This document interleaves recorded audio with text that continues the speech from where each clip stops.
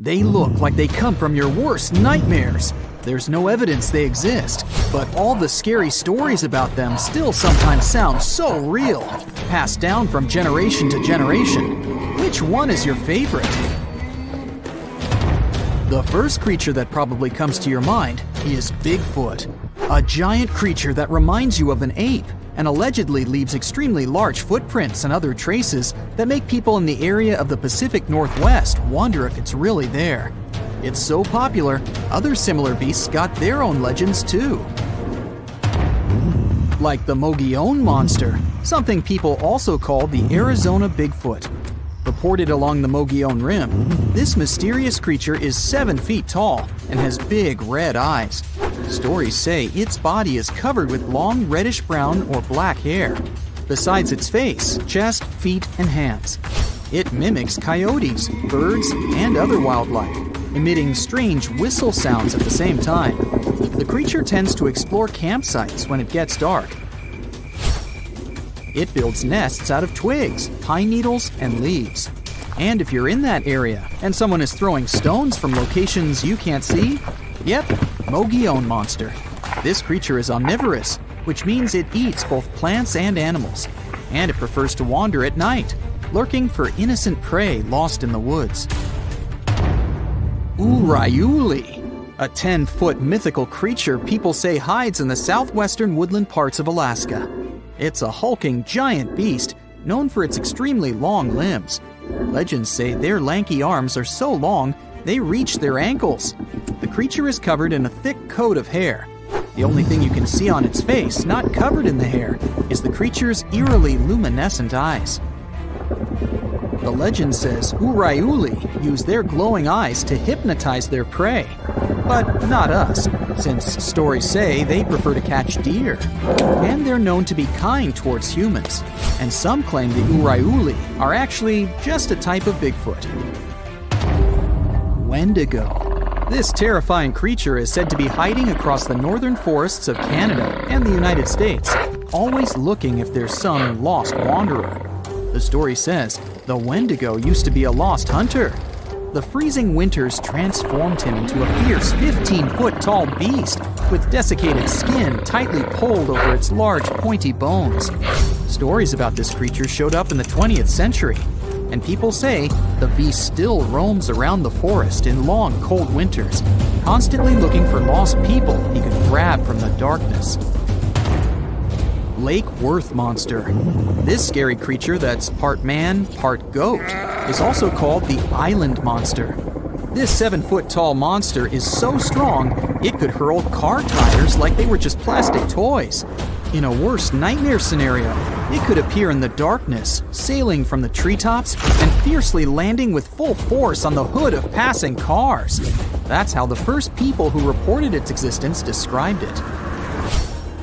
Lake Worth is located west of Dallas and east of Fort Worth. There's a landmass in the middle of this mystical lake known as Greer Island. The legend says that's where this scary monster, also known as Fort Worth's answer to Bigfoot, roams. And that's where some skeptics and thrill seekers still go, wandering around and trying to discover if the legend is true. Lurking in the darkness with its scary red eyes, meet the Mothman, a humanoid beast reportedly seen in the 1960s in Point Pleasant in West Virginia. On one cold night in November of 1966, two young couples reported to the police that they saw a big gray creature with glowing red eyes. It looked like a flying man with wings around 10 feet wide. During the next couple of days, more and more people said they saw the same thing. Later, a wildlife biologist from West Virginia University told reporters that these descriptions fit the sandhill crane. It's a big American crane almost as tall as a human being. It has a 7-foot wingspan and circles of red around its eyes. The gigantic bird may have got out of its migration route and started these stories. Or did it really? Fresno night crawlers. They're not that tall, considering they're monsters, about 5 feet. The upper part of their body is pretty small, so most of their height is their legs. These creatures have allegedly made 2 appearances so far. Once, people saw them in Fresno, California. In contrast, the other time was in Yosemite National Park in California. Both times they were in videos of poor quality, so it wasn't easy to find details of their upper body. But the creature is considered thin and white with no arms. At least, we can't see them. It also has pretty short and stilt-like feet. Have you heard of the slide rock bolter? It's said to be hiding somewhere in the mountains of Colorado. To be precise, in Lizard Head Mountain, only a stone's throw southwest from Telluride. It's some sort of leviathan that lives on the land. This mountain whale carefully observes its surroundings with beady eyes while chilling atop Lizard Head. It hangs from the peak while its split, clawed tail faces its body downward. If anything steps into its territory, the beast lifts its malign fluke immediately and bolts down the mountainside. With its jaw full of razor-sharp teeth wide open, it gobbles whatever or whoever is in front of it, including miners, lost tourists, and loggers. It sweeps through trees and destroys all natural life that's been in its path for more than 100 years. Or at least that's what the legend says. Wow, that's the scariest one for me so far. Altamaha. Somewhere in southeastern Georgia, close to the mouth of the Altamaha River, there's a hissing sea monster hiding. It's one of the biggest rivers in Georgia that empties into the Atlantic Ocean, and the entire area that surrounds the river is full of small islands, canals, dikes, ponds, acres of marshes, and old rice fields. Perfect for such a monster to hide, don't you think? The story says this unusual cryptid has a sturgeon-like body, including a bony ridge on its top. Due to its front flippers, the creature swims like a dolphin. His snout reminds me of a crocodile. His teeth are large and sharp, whereas his eyes are big and protruding. The beast is green or gray with a white-yellowish underbelly and is up to 30 feet long.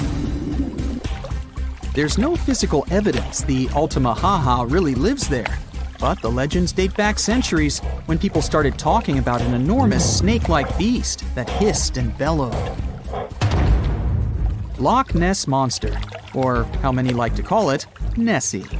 This myth dates back from old times, all the way to a group of people that lived in ancient Scotland known as the Picts. The legend started to grow in the 1930s. Back then, a road near Loch Ness was finished, offering a nice view of the lake without bigger obstacles. And in April of 1933, a couple noticed there was a large animal. They compared it to a prehistoric monster or dragon. Most people imagine it as a plesiosaur, which is basically a marine dinosaur. The beast quickly crossed the couple's car's path and then disappeared below the water's surface. Later that year, some researchers even found big footprints. They believed they were from a pretty soft-footed solid creature around 20 feet long. Later, some determined the tracks were the same as the ones that a hippopotamus leaves. Plus, scientists said the lake wasn't that nutrient-rich for such a large predator. There are not enough animals to support such a beast at the top of the food chain. But the legend about a giant mythological creature has moved on and still makes people across the world wonder if there's really something hiding deep down in the dark, murky waters of Loch Ness. In 1975, in Puerto Rico, a farmer saw most of his goats lying lifeless on the ground. He got closer and saw that the animals were stiff and had 2 puncture marks on their necks. Goats were not the only animals that were hurt. Many pigs, cows, and geese lost their lives too. They all had the same distinctive bite marks on their necks, and all had been drained of their vital fluids. The locals immediately jumped to conclusions and blamed dogs, and the authorities didn't bother to do a better investigation and just said dogs had done it without looking for any proof. A couple of days later, though, many more animals were found deceased. Among them was a cow that had literally been opened, and it had a lot of scratches on its head. The farmer next door reported that his chickens had been destroyed by something. In just a few weeks, the creature took the lives of 90 farm animals. After some time, another farmer said that 10 of his goats had been drained, 7 had been hurt, and 11 were missing. This time, the authorities didn't waste any time and started the monster hunt. But they had no luck finding the culprit. The incident was all over the local newspaper, and the beast was named the Vampire of Mocha. The incident caught the attention of the Agricultural Commission, and scientist Juan Rivera was tasked to solve this otherworldly mystery. His first suspect was a Puerto Rican boa. This non-venomous snake can grow to be a little over 6 feet. Still, its diet consists of only small prey. It's also very shy of humans and other animals. It avoids bigger creatures at all costs. You're more likely to see fish climbing trees than this boa taking down a whole cow. Near the crime scene, a large cave was discovered, and we all know that weird creatures like living in dark, cold caves. In the cave, they found some crazy-looking bats. As we've seen in movies, bats can turn into vampires, so they must be the culprit.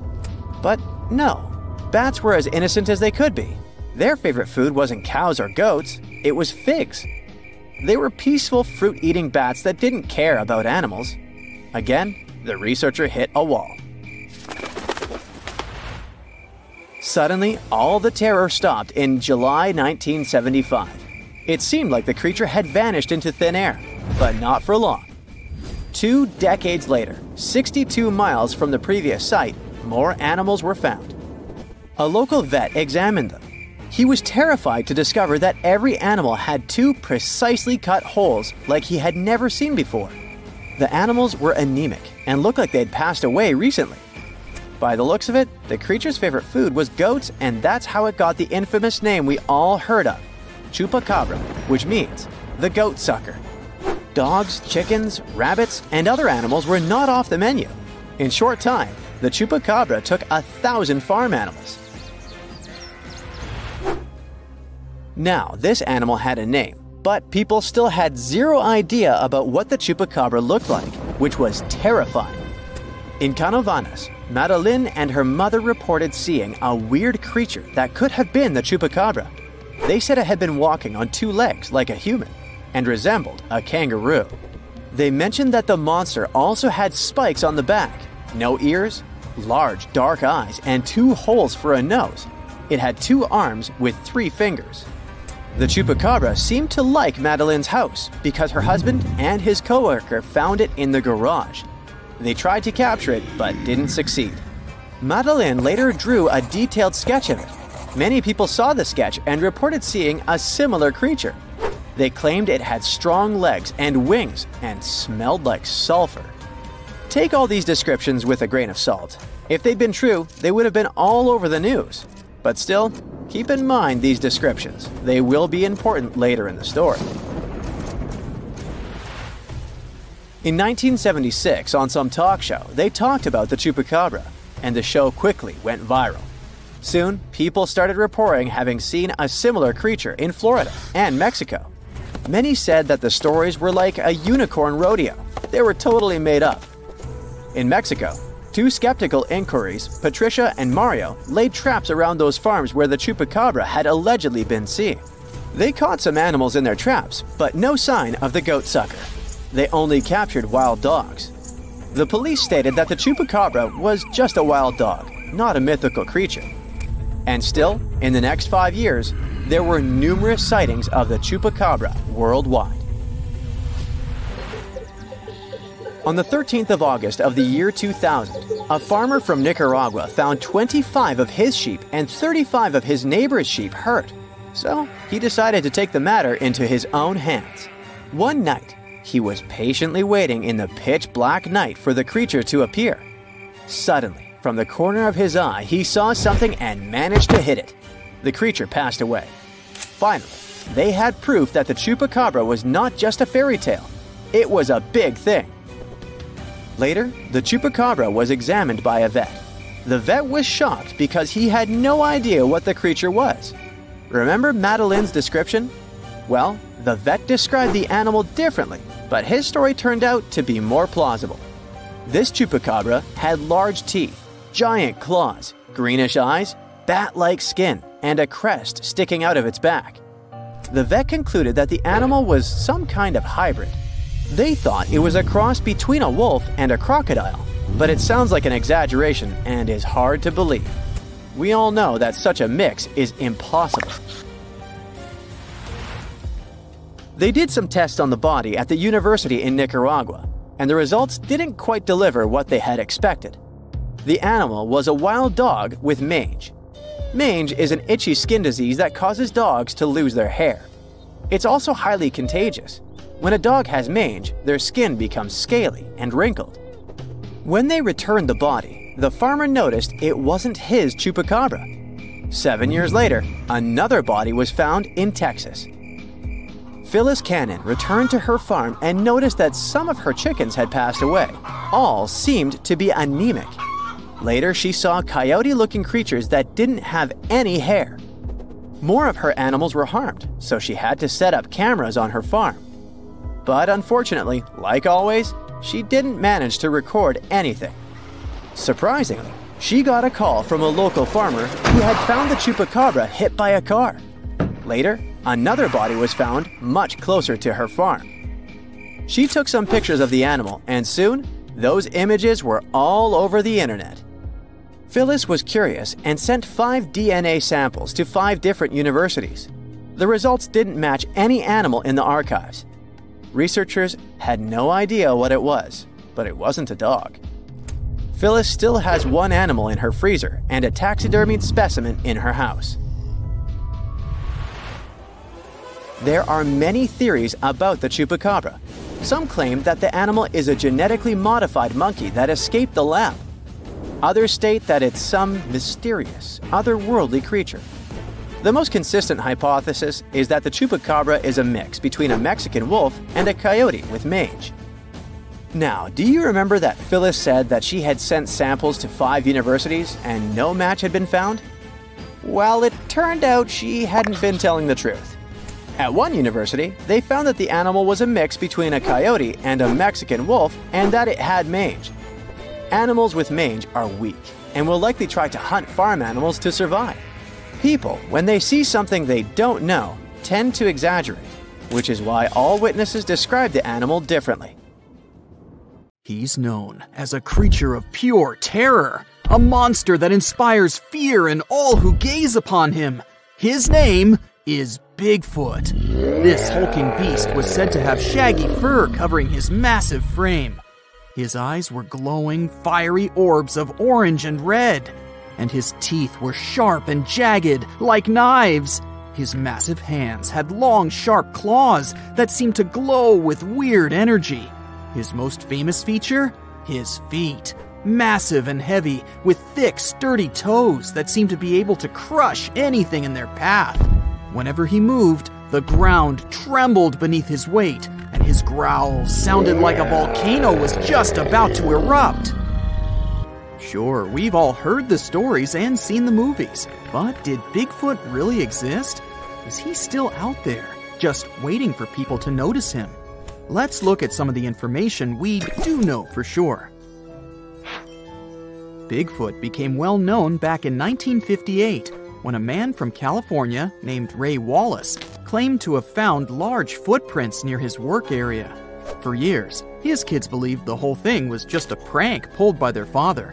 People have reported finding many more footprints and a few handprints that were similar, but some of them were left by bears, others were fake, and many others can't be explained to this day. But the legend of Bigfoot predates this event. In 1955, a man named William Rowe said he saw a creature that looked partly human and partly animal while hiking on Mica Mountain in British Columbia. He later signed a document stating that the creature was about 6 feet tall, had brown silver-tipped hair, and had thick arms, broad feet, and breasts. Then there's the story of Albert Ostman, who claimed in 1924 that while he was camping alone near Toba Inlet in British Columbia, he was taken by a Bigfoot and held captive by the Bigfoot's family for a week. The man eventually escaped when the Bigfoot, father of the family, became sick after eating some of Ostman's belongings. There are no other Bigfoot memorabilia like the 1967 video called the Patterson-Gimlin film. Some people think it shows Bigfoot, but most scientists think it was just a person in a costume. The film is still often used by people who believe in Bigfoot as evidence that it's real. There are even scientists who think the film might not be fake. It's become more believable over time because of new scientific discoveries about how our ancestors walked. This opinion is based on the discovery of Lucy, a 3.2 million year old human ancestor that walked on two legs, which proves that our early ancestors were similar to apes and could walk like humans, just like Bigfoot. There's also a video on YouTube of Bigfoot in Provo Canyon, Utah that's very popular. The video shows a big black animal in the trees, possibly eating or looking for food. As the camera zooms in to get a closer look, the creature stands up on two legs like a person. Obviously, the people filming it got extremely frightened and ran away at once. The video was posted in 2012 and has been watched more than 7.6 million times. The people who made the video were not really looking for Bigfoot. They were simply camping and wanted to see some deer. They initially thought that they saw a bear until the huge creature stood up and looked straight at them. They ran to their car and left their tent and stuff behind. Their belongings are most likely still there. Skunk apes are said to be a species of Bigfoot-like creatures that people think live in swamps in the southern United States. In 2013, a video was posted on YouTube showing a potential skunk ape in a swamp in Mississippi. The creature in the video appears to be very strong and has short, broad shoulders, a small head, and long legs.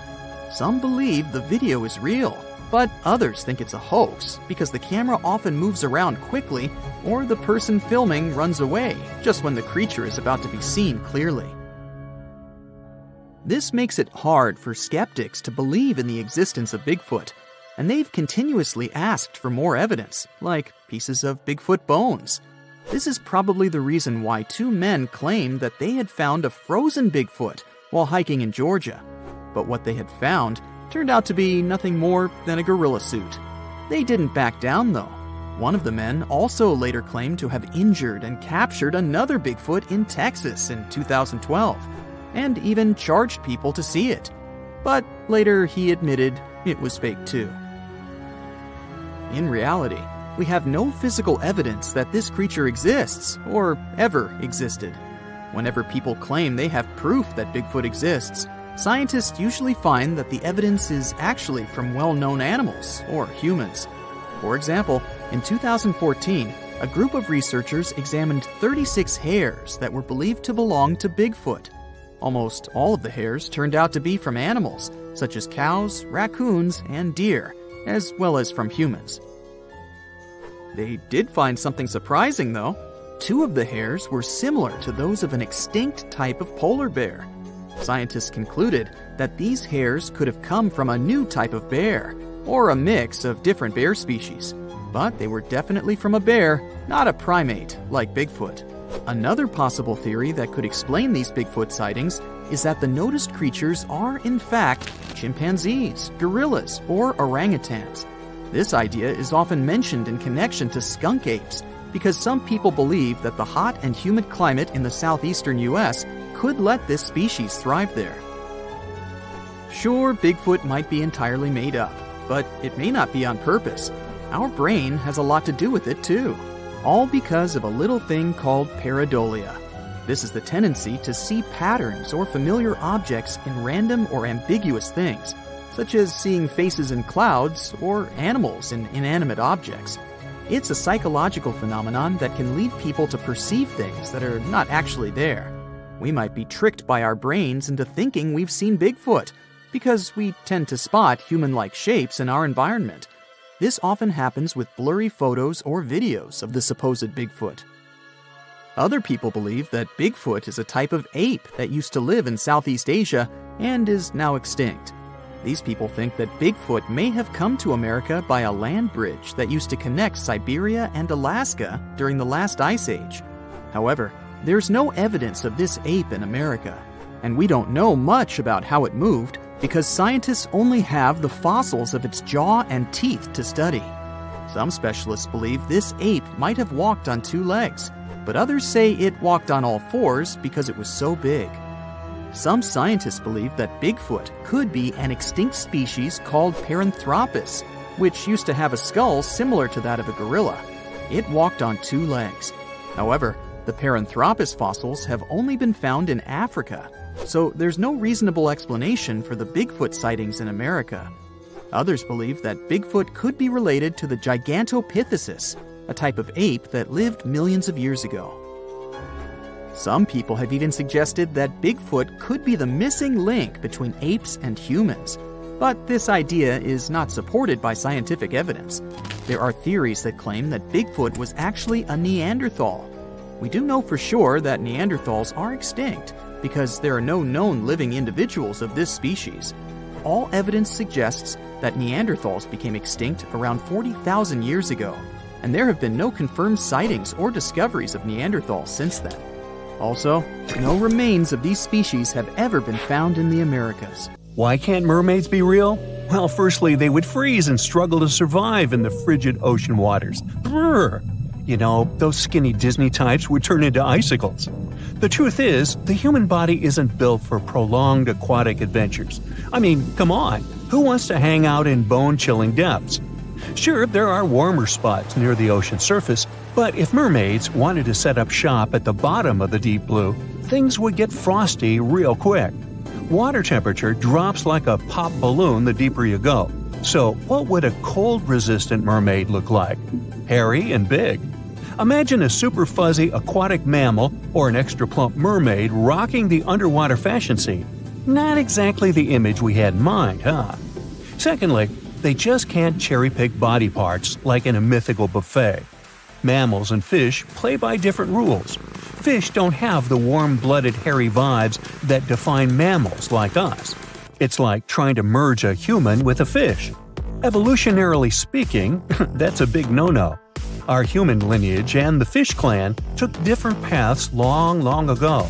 They're distant relatives, like that cousin you see at family reunions and awkwardly wave at from a distance. And don't even get me started on digestive dilemmas. Fish and mammals have completely different plumbing systems. When you imagine a mermaid with a mix of mammalian digestive powers and fishy hindquarters, well, things just don't add up. Let's dive deeper and separate fact from fishy fiction. If mermaids needed to swim up to the surface for a gulp of fresh air, they'd require a blowhole instead of a regular nose and mouth. You know, just like our crocodile friends with their handy nostrils. Breathing underwater ain't no easy feat, my friends. Now, if mermaids were all about that aquatic life, they'd either need gills that they curiously lack, or another clever way to supply themselves with oxygen. Marine mammals have evolved anatomies that allow them to survive those lengthy oceanic excursions. Human divers, on the other hand, have their lungs shrunk in size when they go deeper due to the pressure. Some whale species have special rib cages to protect their lungs during such moments. Plus, they've got that fancy myoglobin stuff in their muscles and blood, which loves to cozy up with oxygen. Mermaids would need something similar in their toolkits. Now, let's not forget about those gangly human arms and fingers that serve us so well on land. Hello, pizza time. Sadly, in the water realm, they're not ideal. If mermaids had been around longer in evolutionary terms, maybe their arms would have undergone some serious makeover. If mermaids had a lengthier evolutionary history, those arms would need some adjustments, that's for sure. Unless, of course, there was a good reason for their existence. Maybe their environment would require them to be food-gathering aficionados rather than speedy swimmers. So you see, the mixture of human and marine anatomy may offer the worst of both worlds. The challenges remain even if we reverse things, with human legs at the bottom and a fish head on top. Hey, want to kiss the girl? No. Gills for easy breathing? Handy indeed. Yet, what about those exposed human parts struggling to withstand the ocean's wintry charms? The Fiji mermaid was a curiosity that gained popularity in sideshows during the 19th century. It consisted of the torso and head of a juvenile monkey sewn onto the back half of a fish. This peculiar object was presented as the mummified body of a creature believed to be half mammal and half fish, resembling a mermaid.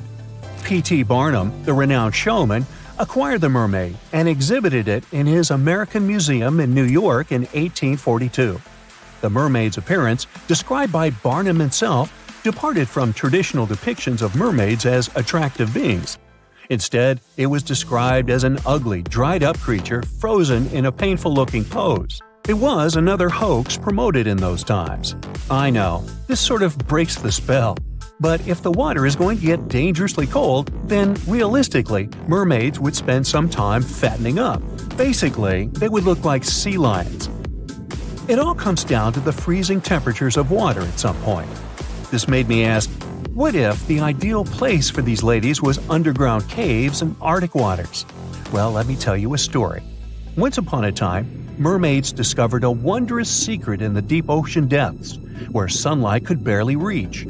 In this realm of imagination and possibility, they stumbled upon a hidden underground springs and caves adorned with intricate coral formations.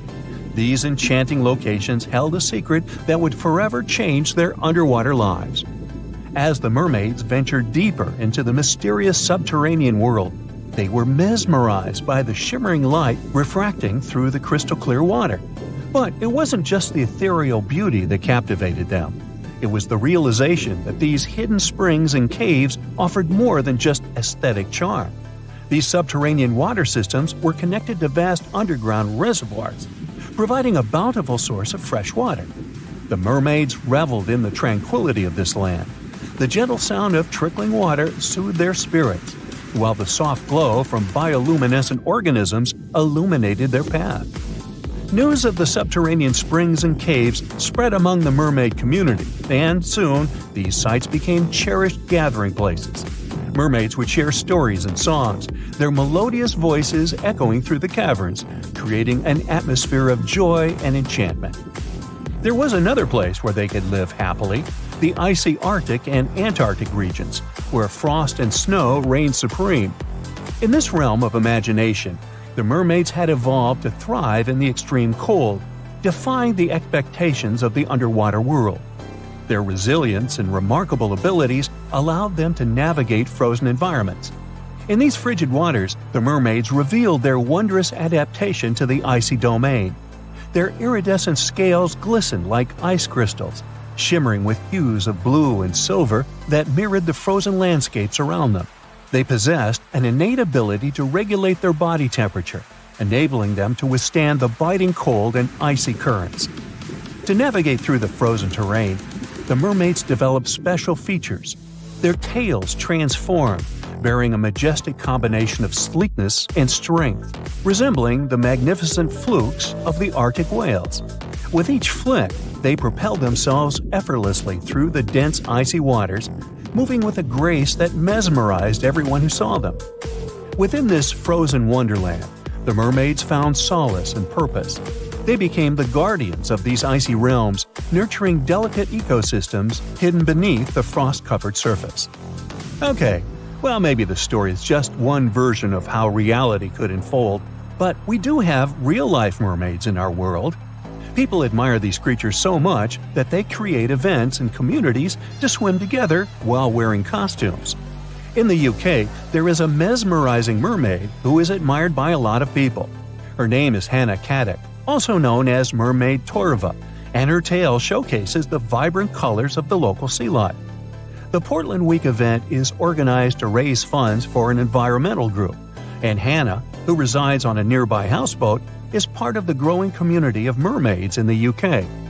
Like other mermaids, Hannah uses a monofin, a large single flipper that propels her through the water.